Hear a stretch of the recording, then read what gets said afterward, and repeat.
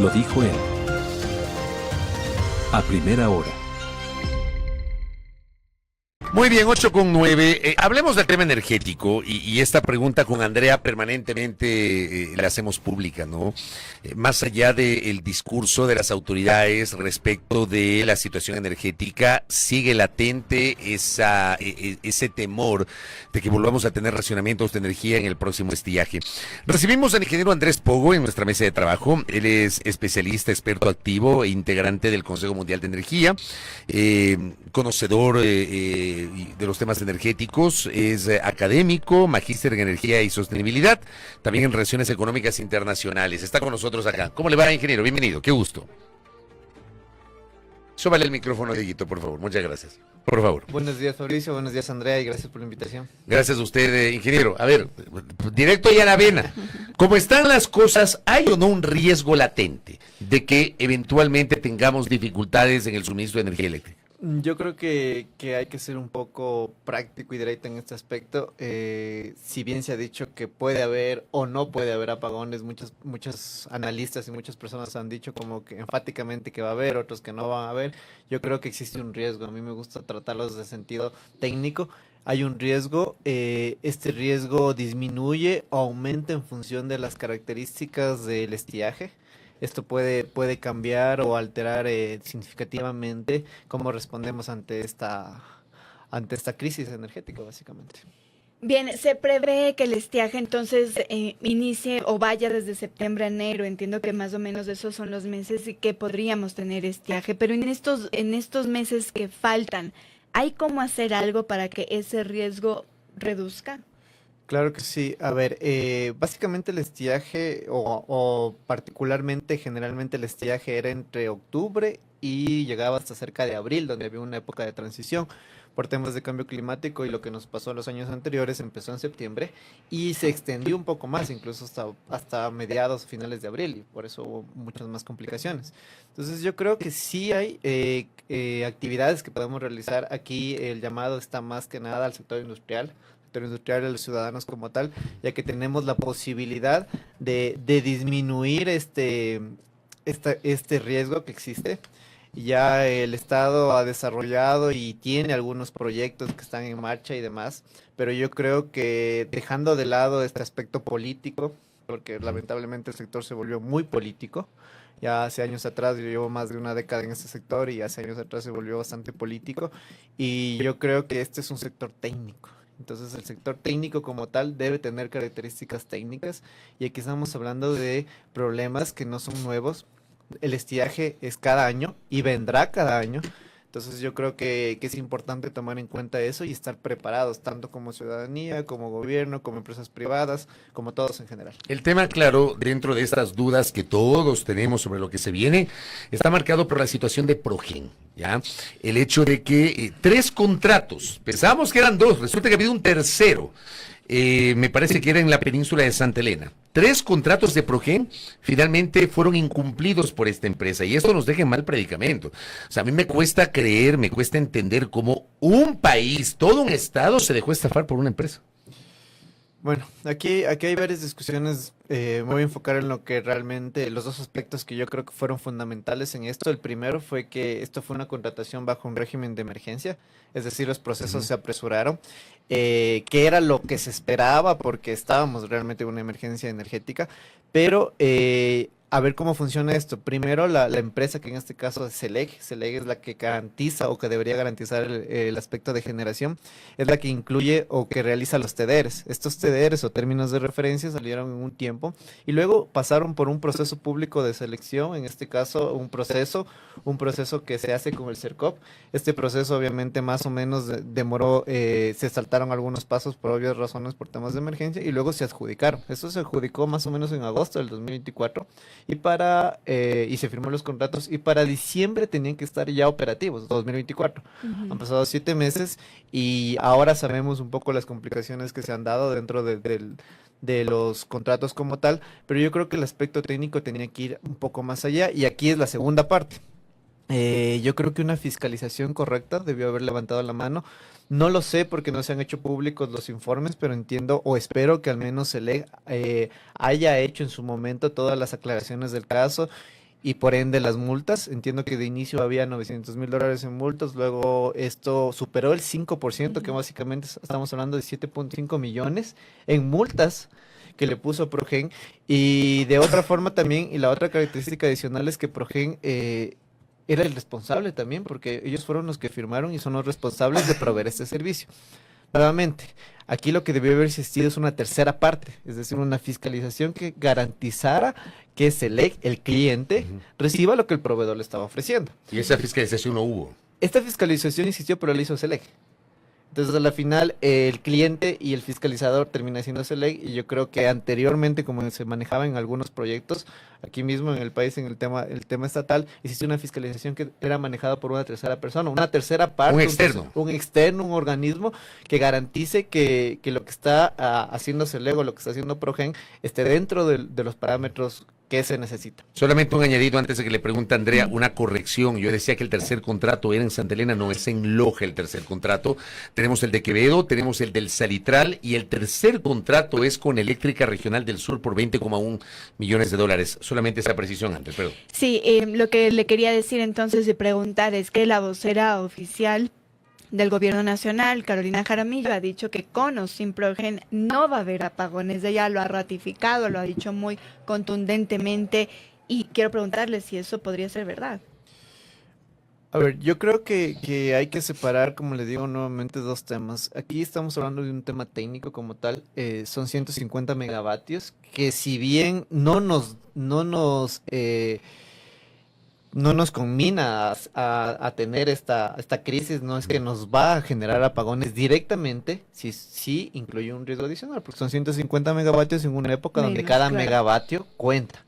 Ahora, el hecho de que se pueda asegurar o no, como les mencionaba al inicio, yo soy muy crítico y desde el lado técnico lo manejo. Esto se habla de un riesgo. El riesgo sigue aumentando o puede disminuir en función de las correcciones que se puedan realizar, pero no podría, al menos desde mi parte, asegurar que existen, que van a haber o que no van a haber apagones. Lo que se ha dicho también en el tema de Progen es que sería SELEC quien se encargaría entonces de operar la maquinaria que ha traído también Progen, y quiero preguntarle si eso técnicamente es posible, si es que se puede hacer e incluso administrativamente. A ver, esto es un tema ya que sobrepasa un poco lo técnico, igual aspecto legal. ¿Cómo fue el tema legal? El 28 de mayo, si no estoy mal, y luego en junio se hicieron las terminaciones unilaterales.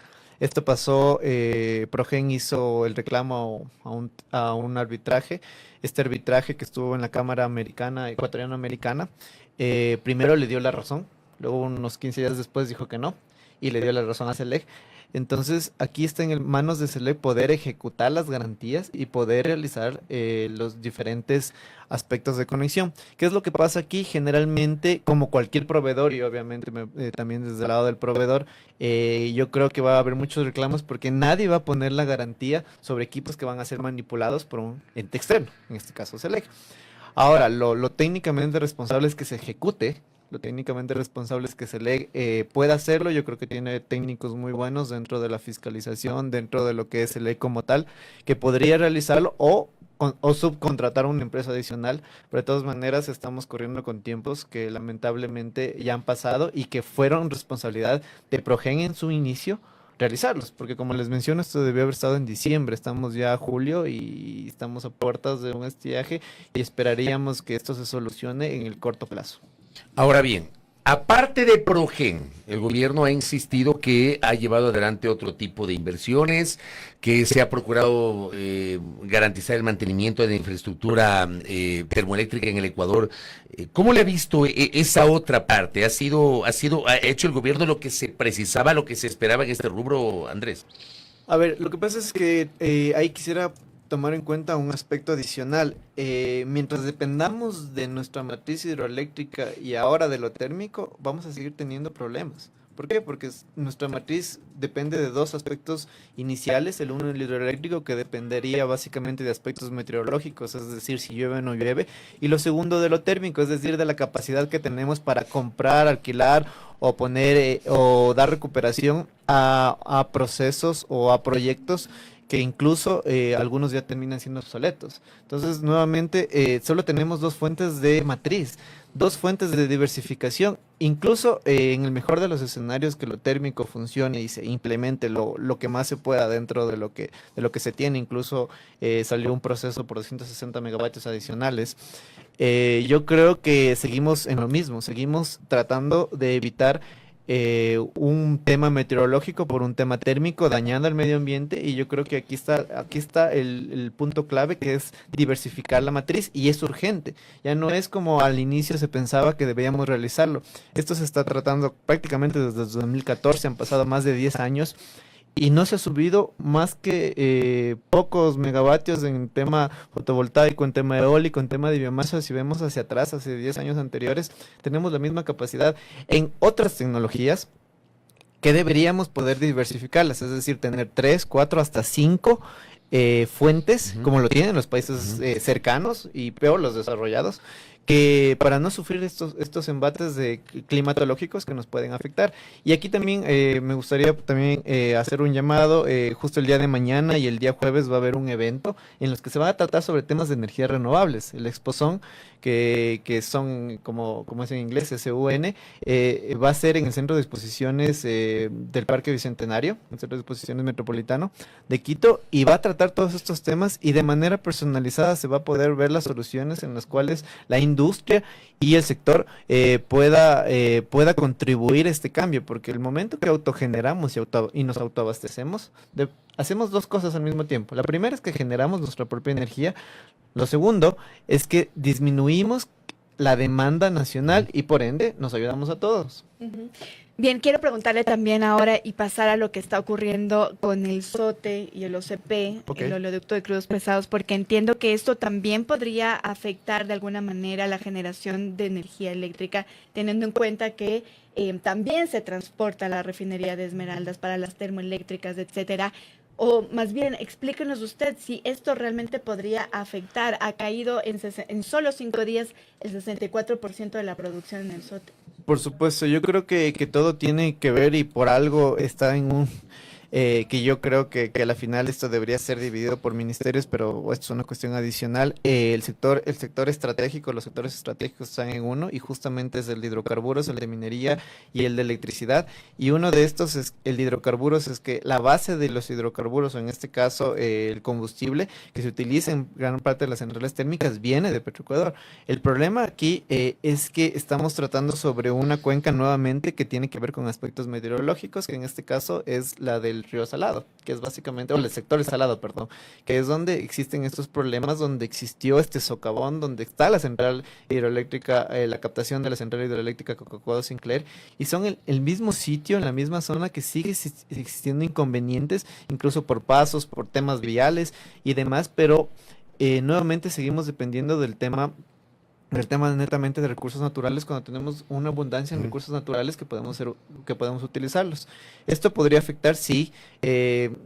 Creo que la otra salida es la importación de combustible, que es lo que no queremos, obviamente, la compra de energía a Colombia, etcétera. Y yo creo que todo esto nos va a afectar de una manera significativa, si es que el estiaje llega a recrudecerse, porque eso también es un tema adicional. Si el estiaje que tendríamos este año, esperemos que no, porque hemos roto récords en demanda, hemos roto récords también en temas de hidrología, es decir, los caudales más secos se vivieron el anterior año dentro de 60 años, es decir, sobre 60 años atrás no se había visto caudales tan bajos. Como los del año pasado. Como los del año pasado. Eso fue lo que provocó las 14 horas de racionamientos. En parte sí, obviamente también aquí el tema de planificación que no se cumplió, porque la planificación no es que no existe un plan maestro, existe un plan bianual del SENACE, existe una planificación, el problema es que no se cumple, y todo esto recrudeció, obviamente, el tema meteorológico recrudeció la crisis, y no solo es el tema de qué cantidad de agua existe, sino también de qué tanto disponible tenemos nuestro parque térmico y nuestro parque hidroeléctrico. Ujú. Ayer se dieron unas declaraciones sobre lo que va a ocurrir o lo que se está planificando con el SOTE. Se ha dicho que se va a construir, por ejemplo, una infraestructura aérea. Se ha dicho también que se van una variante aérea, exacto. ¿Esto podría ser a corto plazo, es a mediano plazo o es a muy largo plazo? Todas las estrategias, si se quiere, que ha dicho el gobierno nacional, que se van a dar para poder también, digamos, que no ocurra lo que está ocurriendo ahora mismo con el SOTE, ¿verdad? A ver, el tema de hidrocarburos como tal, el SOTE, los CP y demás, que son el transporte generalmente de los hidrocarburos, tiene una implicación directa cuando pasa por lugares donde lamentablemente existen estos temas de deslaves, existen complicaciones en la vía y eso afecta negativamente a la producción petrolera. Pero, como le menciono, este es un aspecto adicional que tiene que ver con un tema de infraestructura. El hecho de que existan diferentes soluciones, yo creo que las soluciones existían ya hace varios años, justamente cuando hubo el tema del socavón en la parte del salado, que estuvo la central y que está incluso una unidad de SELEC, está trabajando completamente dentro de lo que es el río Coca. Y yo creo que estas soluciones ya estaban planteadas, pero debieron haberse ejecutado. No sé si el momento, y desconozco realmente los tiempos en el que puedan ejecutar una variante, porque el sector, yo lo conozco, yo he pasado por el sector es bastante complejo, el sector tiene una cuestión de deslaves bastante recurrente, entonces yo lo veo complicado, pero eso no quiere decir que no existan soluciones. Yo creo que no solo existe una, existen varias. La ejecución debe darse y yo creo que estamos a tiempo de que vemos estos inconvenientes y poder hacerlos. Le añado algo más para ir cerrando, el tema de la refinería de Esmeralda. ¿Cómo le ve usted esta situación de lo que está pasando en este que es el complejo refinador más grande del país? A ver, yo creo que la refinería Esmeraldas prácticamente ya se tenía una noción o ya se tenía una idea de que existían inconvenientes, porque era una central, o bueno, hablemos de la refinería como tal, de un espacio, de unas facilidades, se lo menciona en el tema de hidrocarburos, tiene unas facilidades, una refinería que ya tenía complicaciones por el mismo tema de que lleva varios años, es la única que tenemos. Es la única que ha existido desde los años 70, si no estoy mal, y posteriormente necesitaba una repotenciación, necesitaba una modernización, y yo creo que todo eso se ha ido dejando de lado de a poco, se ha hecho lo que se ha podido, creo, pero yo creo que debería hacerse más cosas y generarse una suerte en la que se pueda tener una refinería o un espacio adicional donde podamos tener una garantía. Lo mismo que el tema hidroeléctrico, nosotros no podemos depender de una sola refinería, porque cuando nos pasa este tipo de inconvenientes que no queremos que nos pase y no sucede, no tenemos un respaldo, no tenemos un backup que podamos utilizarlo en época de crisis. El tema es que tenemos 3 refinerías aquí. Tenemos Esmeralda, Xochufín y La Libertad. Pero la de Esmeraldas es la más grande y justamente es la única que nos da esta garantía de que podamos tener este combustible como tal. Que es una barbaridad. Andrés, gracias por el tiempo. Gracias, La gentileza. ingeniero. Al especialista energético Andrés Pogo, gracias por acompañarnos en esta mañana, haciendo una panorámica de lo que está pasando a nivel energético, a nivel de los hidrocarburos y la proyección de lo que se viene. 8:27 en la primera hora. Primera plana. Todas las noticias, todas las voces.